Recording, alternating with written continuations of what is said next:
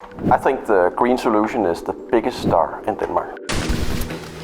If you go back to the first oil crisis in the 70s, Denmark was totally dependent on imported oil. Some really interesting and far-reaching decisions were taken back then. Start focusing on renewable energy and on energy conservation.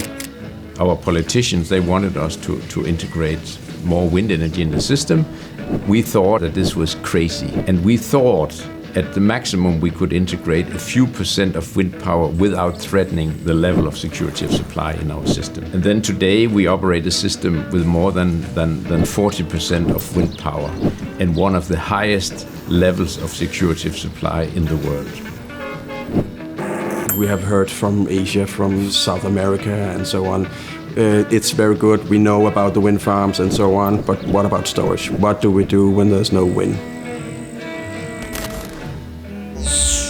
For the next step toward independence of fossil fuels, we will become more and more dependent on having storage in the system.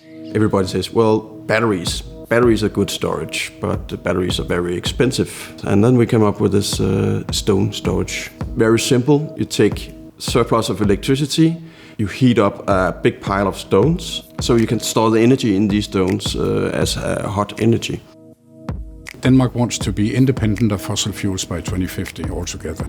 I think it's realistic, even though we don't know how we're going to get there. That's the way you come up with good solutions. You have a vision and a very strong ambition, and then you need to find a way to get there. Just like when John F. Kennedy said that they wanted to put a man on the moon.